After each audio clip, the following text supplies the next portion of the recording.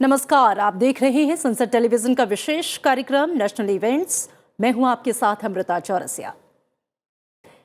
प्रधानमंत्री नरेंद्र मोदी ने दिल्ली स्थित प्रगति मैदान में अंतर्राष्ट्रीय संग्रहालय एक्सपो 2023 का उद्घाटन किया। इस मौके पर प्रधानमंत्री नरेंद्र मोदी ने नॉर्थ और साउथ ब्लॉक में आगामी राष्ट्रीय संग्रहालय के वर्चुअल वॉक थ्रू का उद्घाटन भी किया। प्रधानमंत्री ने वहां पर लगी प्रदर्शनी का अवलोकन किया। आपको बता दें कि आजादी के अमृत महोत्सव के हिस्से के रूप में 47वें अंतर्राष्ट्रीय संग्रहालय दिवस का जश्न मनाने के लिए अंतर्राष्ट्रीय संग्रहालय एक्सपो का आयोजन किया गया। इस वर्ष के लिए अंतर्राष्ट्रीय संग्रहालय दिवस का विषय संग्रहालय स्थिरता और कल्याण है। इस मौके पर केंद्रीय मंत्री जी किशन रेड्डी और अर्जुन राम मेघवाल भी मौजूद थे। प्रधानमंत्री नरेंद्र मोदी ने समारोह को संबोधित करते हुए कहा कि बीते 9 वर्षों में एक ओर जहां भारत से सांस्कृतिक कलाकृतियों की तस्करी में काफी कमी आई है, तो वहीं विश्व के अनेक देश हमारी अमूल्य धरोहरें हमें लौटा रहे हैं।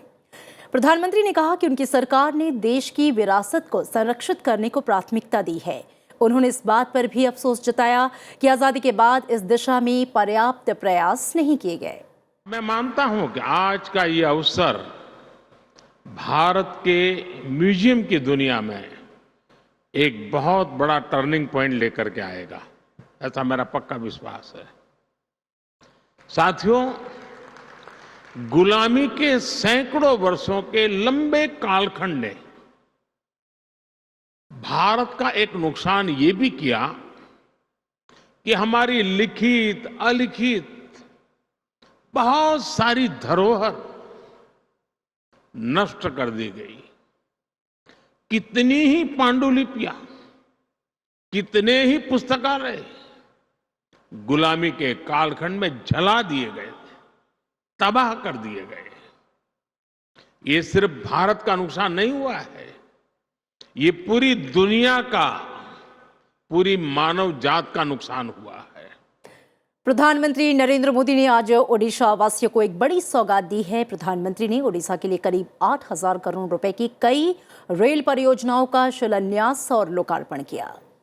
वीडियो कॉन्फ्रेंसिंग से जुड़े प्रधानमंत्री ने कार्यक्रम के दौरान पुरी और हावड़ा के बीच वर्चुअली वंदे भारत एक्सप्रेस को हरी झंडी दिखाकर रवाना किया। इसके अलावा उन्होंने पुरी और कटक रेलवे स्टेशनों के पुनर्विकास की आधारशिला भी रखी।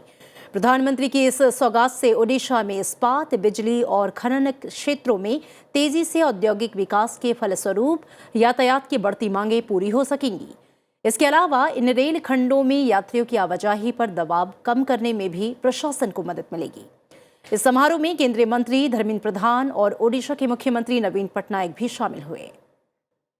और इस मौके पर वीडियो कॉन्फ्रेंसिंग से जुड़े प्रधानमंत्री नरेंद्र मोदी ने उद्घाटन समारोह में शामिल लोगों को संबोधित भी किया।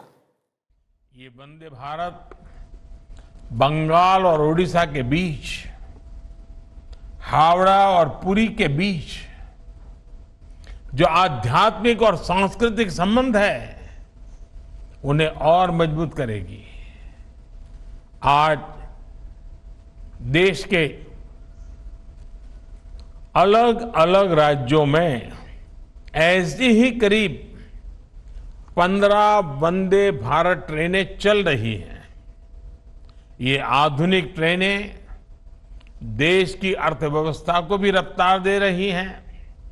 साथियों, बीते वर्षों में भारत ने कठिन से कठिन वैश्विक हालातों में भी अपने विकास की गति को बनाए रखा है। और पूर्व केंद्रीय मंत्री और अंबाला से लोकसभा सांसद रतन लाल कटारिया का निधन हो गया है। उनके निधन पर राष्ट्रपति, उपराष्ट्रपति, प्रधानमंत्री और लोकसभा अध्यक्ष ने ट्वीट कर शोक जताया है। राष्ट्रपति द्रौपदी मुर्मू ने लोकसभा सांसद रतन लाल कटारिया के निधन पर शोक प्रकट किया। राष्ट्रपति ने ट्वीट संदेश में कहा कि पूर्व केंद्रीय मंत्री और लोकसभा सांसद श्री रतन लाल कटारिया जी के निधन का समाचार अत्यंत दुखद है। श्री कटारिया की छवि एक लोकप्रिय जनसेवक की थी जो हरियाणा के विकास के लिए प्रयत्नशील रहे। उनके परिवारजनों व समर्थकों के प्रति मेरी गहन शोक संवेदनाएं। उपराष्ट्रपति जगदीप धनखड़ ने भी ट्वीट कर कहा कि पूर्व केंद्रीय मंत्री श्री रतन लाल कटारिया जी के निधन से स्तब्ध हूं। लोगों के कल्याण के लिए उनकी अटूट प्रतिबद्धता को हमेशा याद किया जाएगा। दुख की इस घड़ी में मेरी संवेदनाएं उनके शोक संतप्त परिवार के साथ हैं। ओम शांति। प्रधानमंत्री नरेंद्र मोदी ने ट्वीट कर कहा कि सांसद और पूर्व केंद्रीय मंत्री श्री रतनलाल कटारिया जी के निधन से बहुत दुख हुआ। उन्हें सार्वजनिक सेवा और सामाजिक न्याय के लिए उनके समृद्ध योगदान के लिए याद किया जाएगा। उन्होंने हरियाणा में बीजेपी को मजबूत करने में अहम भूमिका निभाई। उनके परिवार और समर्थकों के प्रति संवेदनाएं। लोकसभा अध्यक्ष ओम बिरला ने ट्वीट संदेश में कहा कि अंबाला से लोकसभा सांसद श्री रतनलाल कटारिया जी के देहावसान पर शोक व्यक्त करता हूं। ईश्वर से प्रार्थना है कि दिवंगत आत्मा को अपने श्री चरणों में स्थान दे और परिजनों को इस कठिन घड़ी में धैर्य प्रदान करें। मेरी संवेदनाएं शोकाकुल परिवार के साथ है। ओम शांति। और उपराष्ट्रपति जगदीप धनखड़ के जन्मदिन पर राष्ट्रपति, प्रधानमंत्री, लोकसभा अध्यक्ष, राज्यसभा के नेता, सदन और राज्यसभा के उपसभापति ने शुभकामनाएं दी हैं। राष्ट्रपति द्रौपदी मुर्मू ने अपने ट्वीट संदेश में कहा कि उपराष्ट्रपति श्री जगदीप धनखड़ जी को उनके जन्मदिन पर मेरी शुभकामनाएं। ईश्वर उन्हें हमेशा अच्छे स्वास्थ्य और देश की सेवा में लंबी आयु प्रदान करे। प्रधानमंत्री नरेंद्र मोदी ने ट्वीट करके कहा कि उपराष्ट्रपति श्री जगदीप धनखड़ जी को जन्मदिन की हार्दिक शुभकामनाएं। कानून के अपने समृद्ध ज्ञान के साथ साथ उनकी बुद्धि के लिए उनका सम्मान किया जाता है।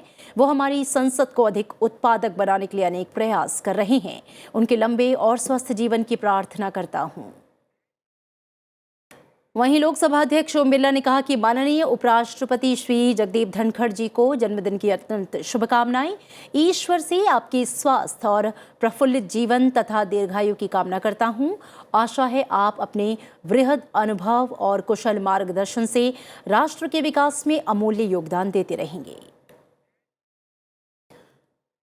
साथ ही राज्यसभा में नेता सदन पीयूष गोयल ने ट्वीट करके कहा कि माननीय उपराष्ट्रपति एवं राज्यसभा के सभापति श्री जगदीप धनखड़ जी को जन्मदिन की हार्दिक शुभकामनाएं।